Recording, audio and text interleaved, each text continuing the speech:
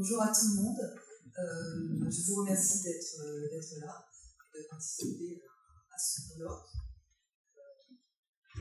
Che Guevara, 67-2017, image de Samuel Beckett. J'espère que vous allez avoir des journées très fécondes. Je ne doute pas si je reprends la teneur de la valeur des personnes qui correspondent. Vous avez vu qu'on a voulu organiser un événement scientifique assez ouvert. Il y aura donc des communications de chercheurs, mais également des tables rondes avec des professionnels qui travaillent dans cette patrimoine, également des cinéastes d'encadrement ce soir et de Charlie qui, par leur travail comme documentaristes, ont participé à leur manière à construire, à diffuser l'image de Che Guevara, de représenter Che Guevara. Et nous avons également parmi nous M. Carlos Soria Calvaro, qui est bolivien et qui a fait un énorme travail en Bolivie de récupération des archives, de traitement de ces archives, de diffusion de ces archives, et qui a à sa manière contribué à faire que Che Guevara, plus que l'Argentin, comme c'était dans le film de Sévarlet, au-delà du Cubain, est aussi devenu un personnage historique capital pour l'histoire bolivienne et l'histoire du continent. Voilà, c'est cette perspective que vous avez travaillé aussi. Je ne vais pas anticiper sur certaines conclusions que je devine peut-être déjà à travers la communication. Je voulais juste remercier très très sincèrement. Vous savez que ce colloque a été organisé cette année à l'Université Saint-Antoine en Yvelines, qu'il est porté par le GRIAL, l'équipe de recherche héritière de l'équipe que Paul Estrade, ici présent, avait fondée, et le CHSC, qui est donc le laboratoire de rapprochement de notre université. Et vous savez que c'est également une coopération avec nos amis lyonnais Sandra Hernandez et Alvan de la Llosa, et donc le laboratoire LCE, ainsi qu'avec le laboratoire ICA de Grenoble, et je cherche Dani Saint-Caillot, qui est ici. Donc, je remercie cette équipe, le comité scientifique, Clémentine Lucien, qui en faisait également partie, Jeannette Abel, qui fait également partie du comité scientifique, qui sera avec nous samedi. Je voulais aussi remercier l'équipe du comité d'organisation, Hortense Claire, Fabien Rougier, Clémentine Lucien, qui était aussi, qui ont préparé, accompagné, essayé d'organiser au mieux pendant les mois de préparation de ce colloque, et puis remercier tous les ingénieurs et collègues de l'USU, de l'ISU en particulier, Mélodie Passement du laboratoire CHSC, Léa Mélis, qui est notre ingénieur de communication, qui est actuellement derrière la caméra, donc vous le savez, le colloque va être filmé, et nous organiserons après une projection de différentes communications sur Internet. Et puis remercier également les étudiants, puisqu'on a une équipe d'étudiants qui se forment donc à la captation d'événements scientifiques et qui ont beaucoup aidé également à la diffusion de l'événement. Donc merci à tous et c'est avec un grand plaisir que j'ai ouvert ce colloque qui va aborder vraiment, contribuer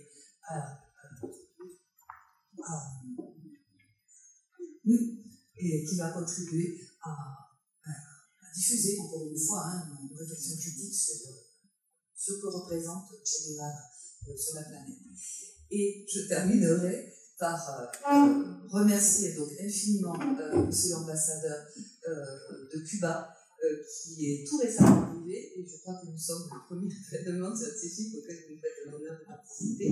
C'est monsieur Elio Rodriguez Perdomo, qui est avec nous ce matin, et à qui je vais maintenant laisser la parole. Bon, merci. Alors, bonjour tout le monde, vous savez à tous, sur cette initiative, il y avait deux options, deux choix. Soit d'improviser un peu, et là on a les risques alors prendre beaucoup de temps. J'avais préparé un discours, je vais quand même suivre les lignes qu'on m'a préparées parce que sinon ça pourrait être un peu long. Alors, il y a 50 ans, l'Amérique latine et les Caraïbes perdait l'un de ses meilleurs fils, Néstor de la Serna, assassiné à l'Higuera, Bolivie, par l'ordre de l'Agence centrale d'intelligence des États-Unis. La mort du Che a causé une profonde douleur au peuple de Cuba, au peuple latino-américain et au mouvement progressiste international. Les causes humanistes du monde perdaient l'un de ses plus grands défenseurs. Les statuts morales du Che, sa pensée sociale et sa vocation internationaliste ont provoqué que des ennemis puissants et sans scrupules pensent qu'il mettrait fin à son héritage avec sa disparition physique, et ils se sont trompés. Le Che attend la mortalité. Il s'est attendu dans l'espace géographique et dans son époque historique jusqu'à devenir le symbole des appels les plus authentiques de justice sociale en faveur des personnes démunies. Le leader de la révolution cubaine, Fidel Castro, a dit, je cite, « Je vois le Che comme un géant moral qui grandit chaque jour, dont l'image, la force, l'influence se sont multipliées à travers le monde entier. » Fin de la citation. Le colloque international Che Guevara, image, symbole et l'ex, qui abrite cette célèbre institution académique, permettra d'échanger sur la richesse de la pensée de cet homme universel. J'ai l'honneur de saluer les académiciens, les intellectuels ici présents qui ont étudié de manière diligente la vie et l'œuvre du Che et connaissent son rôle dans la révolution cubaine, son lien et son amitié avec Fidel et sa pensée marxiste, son immense engagement avec les esprits. La communauté académique intellectuelle progressiste a mené la figure du Che et ses valeurs aux nouvelles générations par le biais des salles de classe, des livres, des conférences, des rencontres académiques partout dans le monde. Après 50 ans de sa disparition physique, la pensée du Che Guevara est de plus en plus en vigueur. Il est apprécié en même temps en tant que menace pour les défenseurs du projet hégémonique néolibéral qui reproduit l'inégalité sociale, la pauvreté dans le monde et qui menace la planète. Les grands médias et les actualités au service du grand capital, dans sa prétention de perpétuer un schéma de pensée unique, veulent dénigrer la figure du Che, sa vie, son exemple, et également détruire son caractère authentique et sa capacité de mobilisation inépuisable. Pour ce faire, ils sont mis en avance des études qui essaient d'expliquer l'influence du Che dans les nouvelles générations de manière superficielle et réductionniste à partir de la symbologie et l'iconographie. L'image et l'héritage du Che ne peut pas être interprété si nous ne connaissons pas sa pensée économique, ses idées politiques d'émancipation et sa vision sur le long niveau. Les présentations qui seront exposées dans ce colloque permettront l'approfondissement sur la pensée économique, politique et sociale du Che. À partir des sciences sociales, il faut lutter également contre les tendances mercantilistes qui essayent de réduire l'image du guerrier héroïque à une icône vide de contenu social ou idéologique. La connaissance de la vie, la pensée et la pratique révolutionnaire du Che permettent de faire face à l'aliénation et à l'individualisme qui essayent de s'imposer en tant que partie d'un projet hégémonique culturel et néolibéral.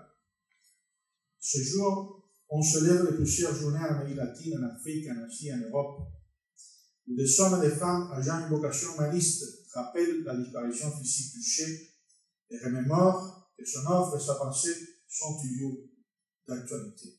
La France y réunit une partie de l'intellectualité engagée avec les causes défendues par le Che ne pouvait pas faire l'exception. Nous remercions les comités organisateurs de ce colloque international pour la réalisation de cette rencontre. Et je vous souhaite des journées d'échange fructueux. Merci beaucoup.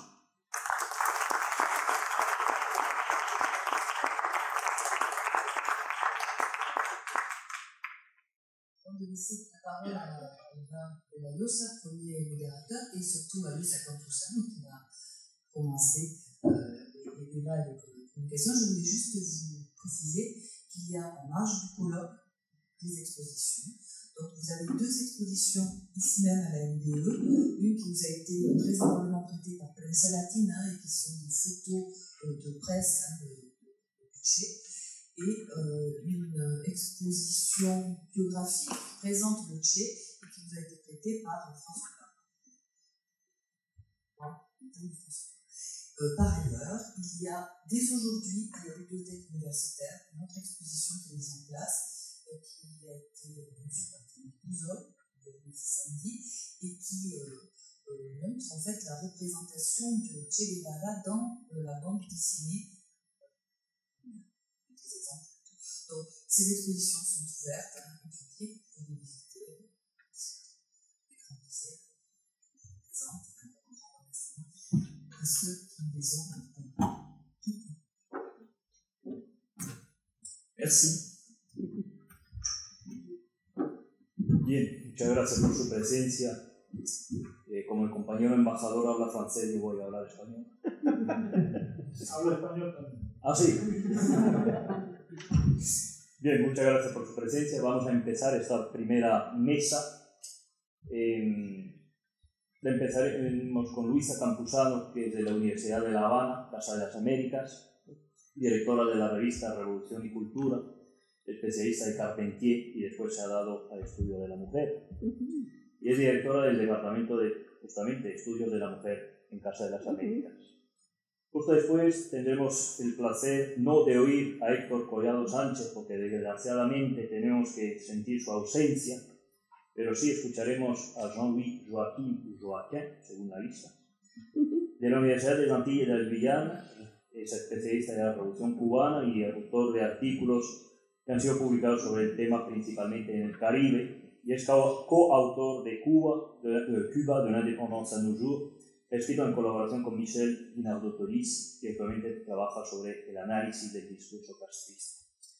Finalmente, escucharemos a Susana Ley, que es maître de conférence en la Universidad du Havre, miembro del GRIC y miembro permanente del CNCIM. Por ahora, doña Luisa, la palabra. Nos vas a hablar de la historia de Cuba en el discurso político del Che, recordando que a comienzos de 1967 Manuel Moreno Fraginal publicaba en la revista Casa de las Américas, hasta nos has dado el número, su combativo y muy polémico ensayo La historia como arma, y lo dedicaba al comandante Ernesto Guevara Serna, donde quiera que esté, dándole las gracias por muchas razones. Y meses después, tanto este texto como la coincidencia de la caída del Che en combate, con los preparativos para conmemorar el centenario del inicio de la Guerra de Independencia de Cuba, promovieron la recuperación y relectura de las páginas que en sus escritos, discursos y conferencias de urgente finalidad didáctica y política dedicaron entre 1959 y 1962 a personalidades y acontecimientos de la historia de Cuba. Por favor, gracias.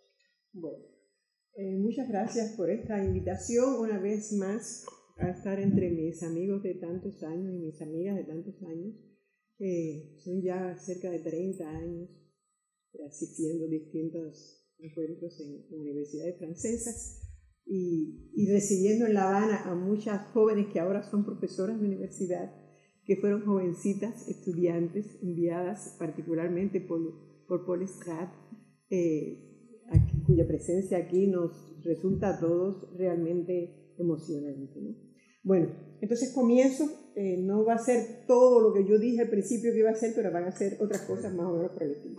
En fin, creo que soy una de las supervivientes, de las personas que coincidieron con los primeros años de la Revolución, que vivimos con madurez, con cierta capacidad de entender las cosas, los primeros años de la Revolución. El resto de los que están aquí son mucho más jóvenes.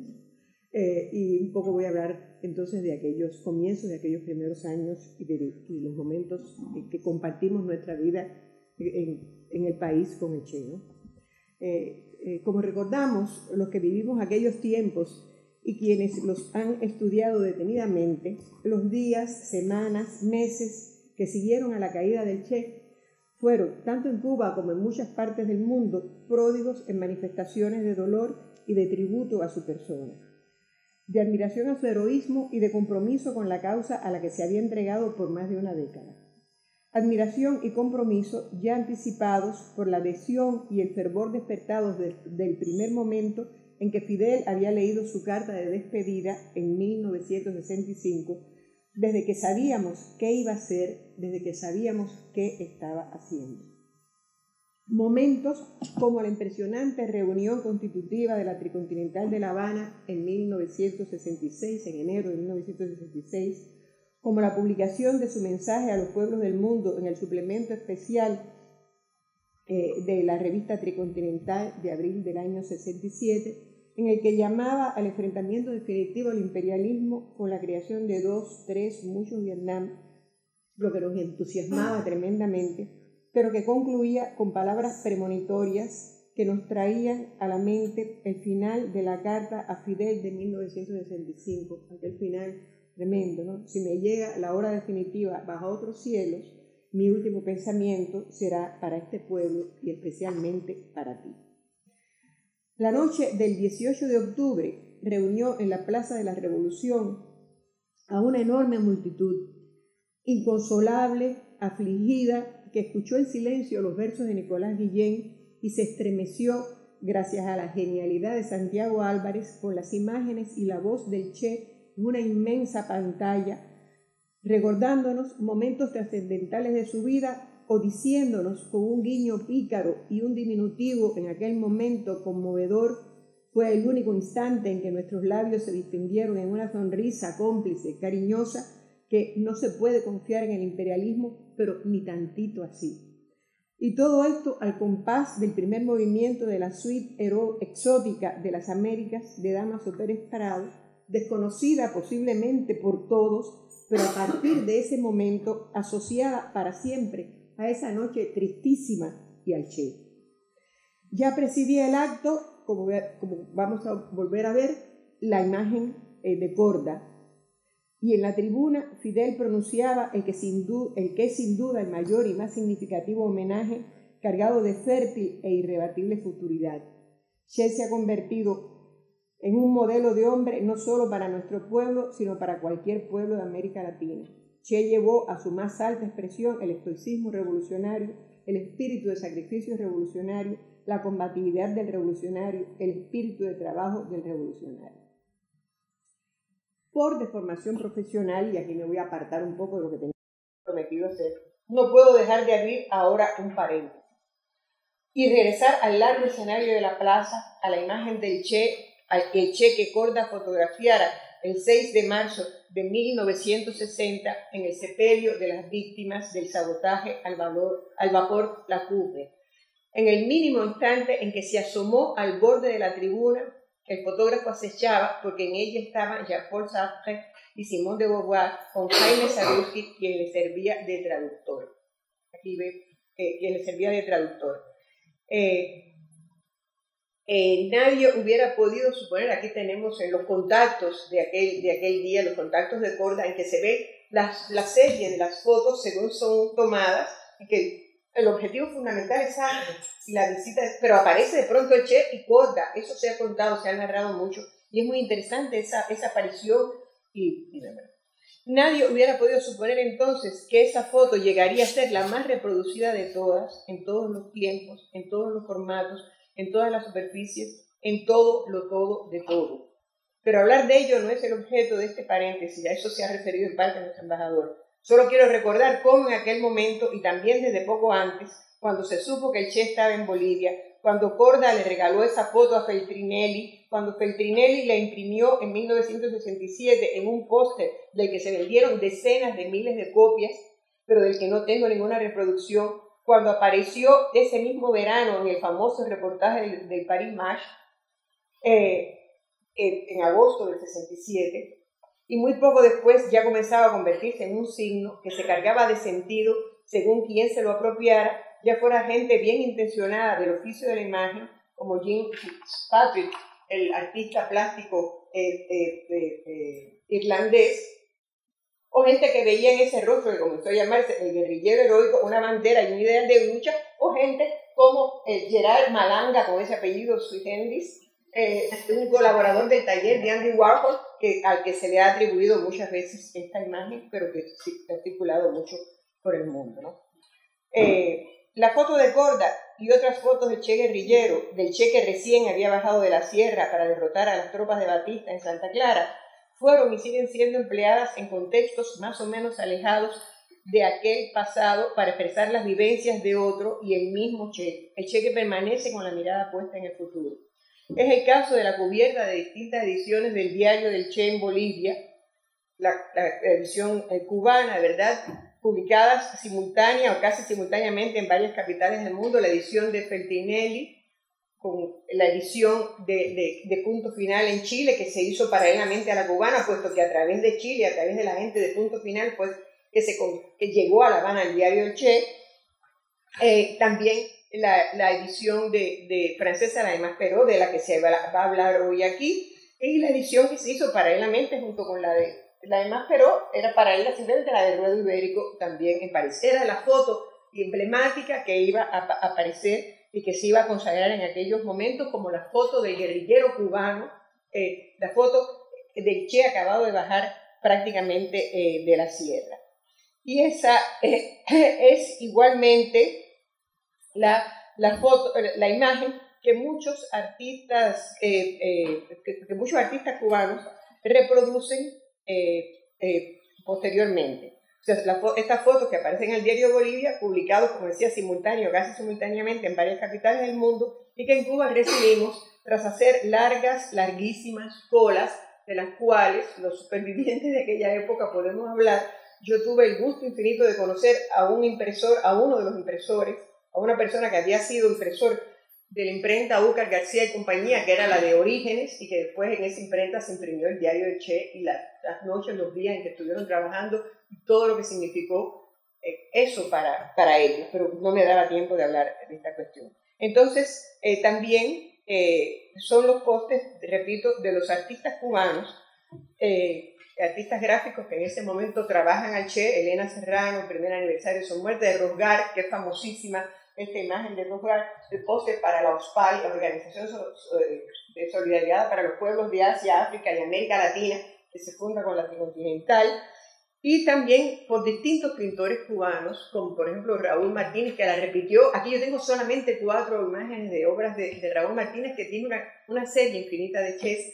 Esta más reciente de Roberto Favelo, que sigue siendo el mismo guerrillero de la sierra, pero ya idealizado de otra manera, más juvenil, más en otro sentido. O esta de un artista muy reciente, muy joven, nació en el año 66, tenía un año cuando murió el Che Coiral, y su mujer Meira Marrero, que trabajan juntos, que es como la necesidad de revolver a enfocar al Che, ¿no? Esa pérdida un poco, hay que enfocar el Che en lo que el Che era, pero ese Che guerrillero. Sigo entonces y veo cómo también, esta es otra de Toirac, que está hecha, Toirac trabaja con materiales muy raros, aquí está hecha con polvo de oro sobre papel, y este es el Che que también aparece en artistas argentinos que antes de su muerte, es el caso de Ricardo Carpani, que hace este retrato gigantesco del Che que está en una plaza de Rosario, la ciudad en que nació el Che en Argentina, u otros. El año pasado, cuando hablábamos en Lyon de los asilados latinoamericanos que fueron a Casa de las Américas, veíamos estos cuadros de los artistas argentinos que en noviembre del 67, un mes después de la muerte del Che, hicieron una gran exposición en Buenos Aires que fue clausurada y que llevaron sus obras para casa. Estos fueron los que llegaron a Casa de las Américas, y de ellos nosotros conservamos en el Salón de la Presidencia de la Casa de las Américas. Son fotos que se basan, cuadros que se basan en fotos. Esta, en primer lugar, que es en que está el Che con su chamarra, y esta otra, que es la que dicen ellos que es una foto del 1 de mayo, pero yo estoy convencida que es más esta que la otra. Pero bueno, es una manera común de aquella época de desfilar. Y es también el Che que aparece en el arte popular latinoamericano en general, Valle Grande, ese Che guerrillero cubano, esa imagen del Che guerrillero cubano. Pero también tuvo gran influencia en la plástica y en la poesía producidas inmediatamente después de su muerte, que fue una cantidad tremenda de poemas de los poetas que van desde Pablo Neruda, qué sé yo, Vicente Huidobro, León Felipe, los grandes, Cortázar, más todos los grandes poetas cubanos, Lezama, Nicolás Guillén, Fina García Marrús, Eliseo Diego, todos. Lo que tuvo mucha influencia en ellos fue la foto de su cadáver expuesto en el lavadero del hospital, del Hospital San Juan de Malta de Valle Grande, que rápidamente recorrió el mundo. Foto que, como dijera de inmediato el escritor y crítico de arte John Berger, si su objetivo era el de dar testimonio del fin de una leyenda, el efecto conseguido fue todo lo contrario, fue muy diferente. Y en esa ocasión, Berger también señaló importantes nexos de la foto con dos obras fundamentales de la pintura occidental, el Cristo muerto de Mantegna y la lección de anatomía de Rembrandt, ¿no? Y fueron no solo artistas argentinos, como Carlos Alonso particularmente, sino también los valencianos del equipo Crónica, de los que no tengo imágenes, quienes desarrollaron toda una reivindicativa y denunciante trama visual desde la apropiación y recreación de la perspectiva del lienzo de Mantegna y la composición y contenido del de Rembrandt, sino también artistas como Juan Carlos Castañino y mucho después el cubano José Antonio Todirac, que ya hemos visto obras, quienes se apropiaron del tema litúrgico del velo de la Verónica presente en la plástica europea para convertirlo en un estandarte revolucionario. En gran parte de toda la poesía que se le dedica, y con ello termino este paréntesis, está presente el tema de la muerte del Che, a partir de toda la crudeza que expresa esta fotografía, pero en ninguno de esos textos es más evidente su influencia ni más convincente su impacto que en el largo poema de Fina García Marrús, en la muerte de Ernesto Che Guevara, publicado en un libro de 1970, Visitaciones, pero escrito y vivido en el antes del que nos habla el sujeto lírico. Voy a citar un breve fragmento de ese poema. Entonces llegó la noticia, los cables anunciando tu muerte en un encuentro oscuro, en un rincón del bosque americano. Entonces llegaron las borrosas fotografías, temblando sobre el periódico en que tantas veces había aparecido ese rostro en su firmeza. No era la muerte a pleno sol, la muerte del guerrero rodeado de su tierra y sus hombres, a quien rapta la gloria. No era la plenitud del coraje, cuando el avión amenaza y se puede recordar todavía un cuento de Jack London, sino la muerte sórdida, la soledad implacable del cuarto en que solo se espera ser ultimado. Y lo más terrible no es la propia muerte, sino afrontar lo expuesto de esas paredes, las frías caras asesinas. Entonces vimos la foto increíble, los ojos estaban semiabiertos entre la muerte y la vida, indefenso como un convaleciente. El torso inclinado, el pecho levemente hundido, musitaban palabras conmovedoras, desarmadas, que convencían. Recordaba uno de esos descendimientos entrevistos en algún lienzo olvidado, Cristo bajado de la cruz, sostenido por las piadosas mujeres, la misma lividez lunar de muerte, el mismo despojo de las ropas del dejado a puro pecho, el mismo desconocimiento de los suyos, el mismo reconocer cuando ya no hay tiempo y ha partido. Pues termino entonces este paréntesis y paso a contarlo más. Ante todo este dolor, esta consternación, este qué hacer, qué hicimos quienes estábamos en condiciones y necesitados de hacer algo, urgidos de hacer algo. En octubre de 1967 yo tenía 24 años y ya no trabajaba en la Biblioteca Nacional. Había sido forzada a elegir entre mi recién otorgada plaza de instructora en la Escuela de Letras de la Universidad de La Habana y mi muy querido oficio de secretaria de redacción de la revista de la Biblioteca Nacional. El flamante y efímero director de ella, de la biblioteca, Aurelio Alonso, quien años después sería consejero político de la Embajada de Cuba en Francia, me invitó a formar parte del consejo de redacción de la revista, con lo que de algún modo podía mantener un vínculo con sus páginas que de momento imaginaba más simbólico que real. Sin embargo, la fuerza de los acontecimientos me hizo participar con gran devoción y empeño en el número que se comenzó a preparar como homenaje al Che, y todos sabios y noveles. Ahí en ese consejo estaba Eliseo Diego, que tiene un tremendo poema al Che también, estaba Manuel Moreno Fraginal, estaba Graciela Pogolotti. Era una mosca en ese vaso de leche, era un insecto que pasaba por esa página. Pues todos sabios y noveles decidimos hacer un número útil, valioso y, por cierto, anónimo. Nadie firmó nada que sirviera a quienes decidieran ocuparse de su obra, conocer el legado palpable, expresado en papel que él nos había dejado. O sea, ese era el trabajo de la Biblioteca Nacional. Y la Biblioteca Nacional tenía que ponerse en función de dar a conocer quién había sido el Che, qué había hecho.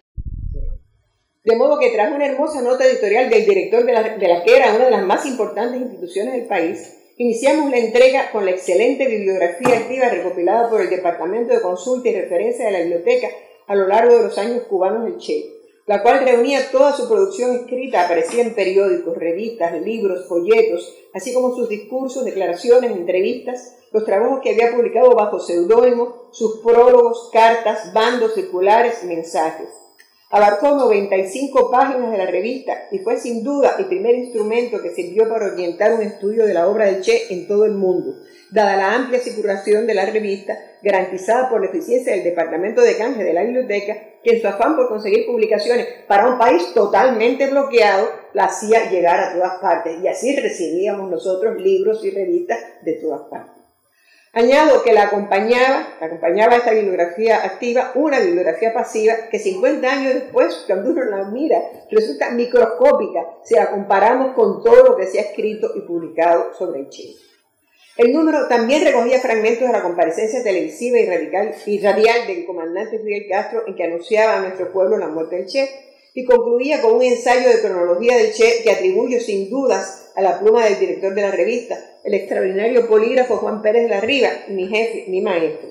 Se titulaba Tiempo de Che, esta última palabra en minúscula con la tipografía que reproducía la inolvidable firma del comandante, esa Che que, como dice Eliseo Diego en su inolvidable poema, escribía como al desgano sobre el dinero. Che, billetes y billetes, Che, con esas firmas escrita así como al desgano. En este caso, Juan jugaba con la cita de Ezequiel Martínez Estrada que le servía de epígrafe. Che Guevara le llama el pueblo que ignora que en guaraní quiere decir mi Guevara.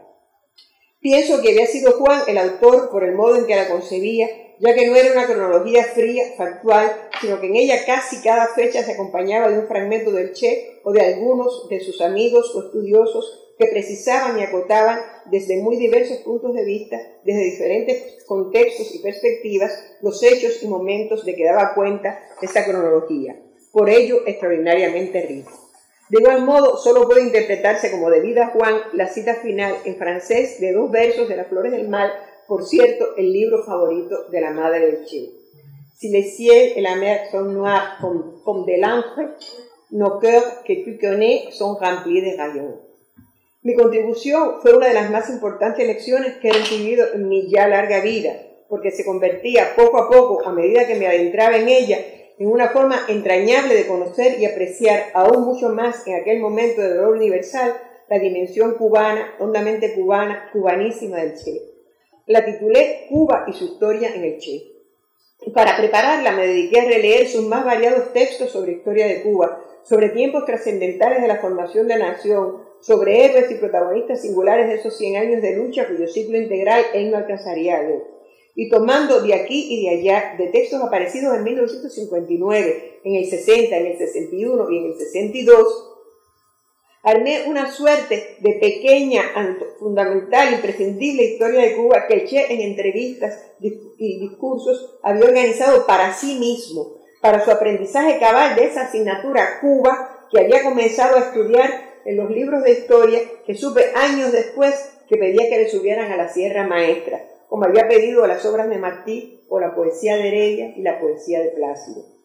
Su conciencia de la importancia de la historia como base de la formación política y moral del pueblo, como instrumento para organizar y transmitir desde dentro y sin esperar demasiado para hacerlo la lógica del proceso revolucionario, así como para garantizar y perpetuar la veracidad de su acontecer, fue el punto de partida en primer término de sus pasajes de la guerra revolucionaria y de la convocatoria que hiciera tanto a los combatientes como a los jóvenes que participarían en la campaña de alfabetización a que recogieran sus memorias, a que llevaran un diario, a que anotaran, como él lo había hecho desde muy joven, todo aquello que podría seguramente resultar de importancia para otros y para sí mismos.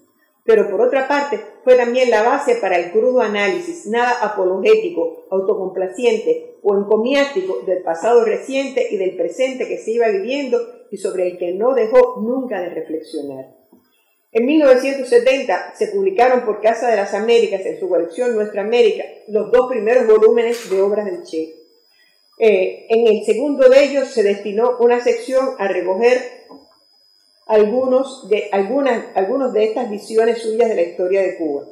El hecho fortuito de haberme adelantado a ponerlos de relieve como conjunto altamente significativo constituye para mí un recuerdo y un orgullo imperecedero. Muchas gracias.